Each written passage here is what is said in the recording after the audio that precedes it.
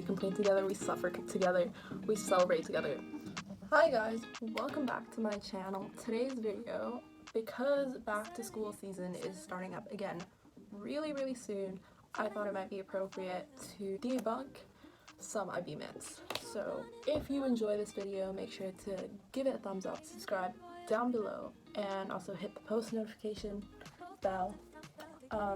That way you can see more of my videos. So I don't want to keep talking to you guys for long.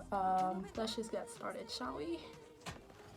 Okay, so on my computer here, and I just have a list of IB myths. First of all, for those of you guys who don't know me, my name is Renata, and I'm an IB student. So I was supposed to say this in the video, but I didn't really say it. I just want to put a disclaimer out there. These are solely my opinions based on my own personal experiences. I mean, I'll say this throughout the video, but like, I just want to put it up front in the beginning so everyone knows.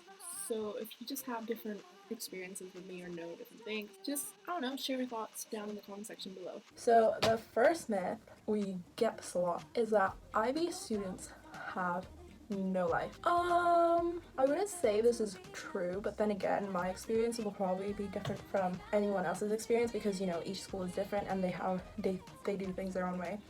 But for me personally, maybe it's because I wouldn't say we don't have a life, because we actually get a decent amount of free time. Again, this is probably because like my school is different, so if it doesn't apply to you, I'm so sorry. I don't know, like during the weekends, there are times where I have a lot of homework, and then there are also weekends where I don't have any work to do. I am able to go out, do like fun outside of school things. But then again, also thinking about it, I don't do a lot of those things because I'm not a social person. So it's like a personal choice. I prefer to sit at home, watch some Netflix, you know, that kind of thing. I'm like a homebody. So quarantine has been great. But like, addition to doing stuff outside of school, I wouldn't say you wouldn't have that IB students don't have life, because we also have like CAS, and so we're encouraged to do stuff outside of school. Next myth, let's see, let me just go down the list. Oh yeah, this is a common one. There is so much work in IB. Well, it's not wrong, but people exaggerate it to the extent where they're literally scaring people from the IB, which, fair enough. Okay, again, different schools differ. For me, I'd say that there's quite a chunk of workload, because then again, you're taking 6 subjects, and then on top of those 6, you have your core elements, TOK, EE, CAS. On top of that, you'd have your university applications and all that stuff. Then again, it just depends on how you conquer your workload and how much, I guess, your teacher gives you. But like, I think for my school personally, it's like manageable, because for our EE, we started brainstorming back in December of our first year. We did not hand in our final draft until the end of the school year. And depending on which class you take, some classes are more demanding and some are less demanding. So it's just all about balancing your work. And if you balance your work, you should be fine. In general, I guess, the IB isn't as scary as what you see on like Instagram, Twitter, IB meme page, what other people have told you. It's doable. I'm saying this now where everything's gone so far so good. Let's just hope it goes that way next year. I think this goes along with the first one, which is IB students don't have time for the hobbies. Again, not true, because I'm sitting here, I'm filming my YouTube video, so, you know, I do have some time for my hobbies. Even though it's the summertime, I have a load of homework to do, but I still have time to film, and I have time to go outside on walks, and go to the beach, draw, playing music. Technically, you need all of those activities outside of school for your CAS anyways, so you're not wasting time. Here's another one. The IB is for smart students only. I don't think this is true. We're all smart in different types of ways, you know? So you can excel in one subject and do really badly on the other, and then another person who does badly on the subject that you excel in could do really well on the subject that you struggle with. So no, the IB is not for smart students only, because everyone is different, and I think it's very doable. There are definitely some challenges because it is a rigorous program. Then again, if you choose your subjects wisely, it'll all work out. I feel like all of these goes down to how you choose your subjects. Here's one.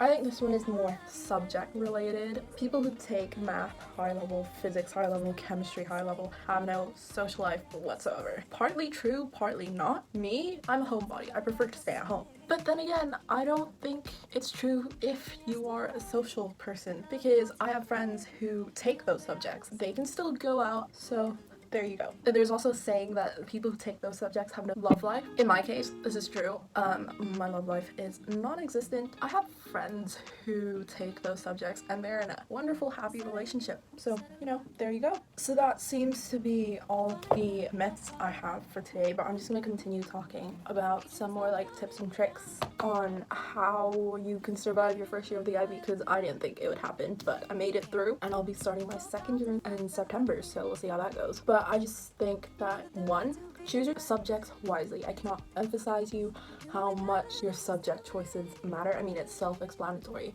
If you don't know what you want to do in university, focus more about what you're interested in right now. And if you do have an idea of what you want to do in university, look at the different university requirements, because that definitely helps. And talk to your teachers, because they know what you're good at, your skills, and they can help guide you in the right path. And if you have a college counselor, go talk to that person, because, you know, that's technically what they're there for.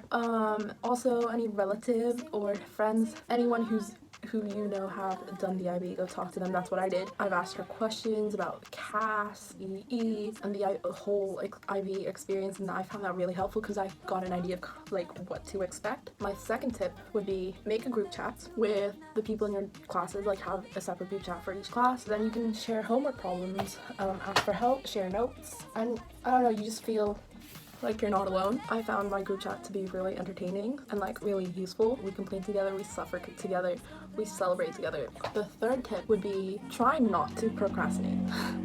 This is really hard, I know. I'm kind of procrastinating right now. It is a heavy workload, but it's not impossible. And so, you know, take it day by day and you'll survive. Also, it's okay to have mental breakdowns here and there. I definitely had some, not only throughout my IB, but also throughout my GCSE years. The fourth tip, I don't know how many tips I've given now, but like build a relationship, connect with your teachers. Like if they offer help, take it if you need it, because they're honestly there to help you. They would give you guidance, because it's what they're there for. Second to last one kind of goes along with my first tip, to do your IA, EE, TOK, CAS project on something that you're passionate about. It will make the whole process seem so much easier and less daunting. I said I had one last tip. Don't panic.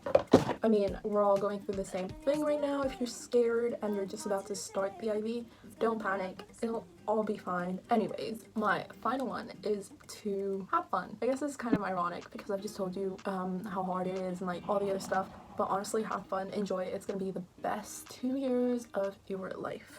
I mean, I'm only halfway through my IB journey and I've already enjoyed it so much more than I did GCSE.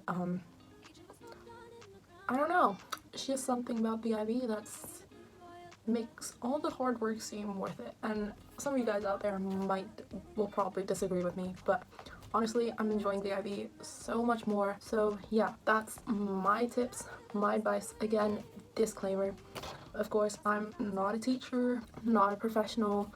These are just my opinions based off my personal experience, and if they can help you, great. But also remember that each school is different, everyone's different, and so we all could go through different experiences. And yeah, I'd love to hear your side of the story in the comments below. Anywho, thanks so much for watching. I hope you guys have found this helpful or useful in some shape or form. And if you want to see more videos on how I'm trying to survive the IB, then make sure to comment that. You can also find me on Instagram at LifeAsRayRay, and also on Twitter, same username and everything. I'll see you guys later. Thanks so much for watching. Bye.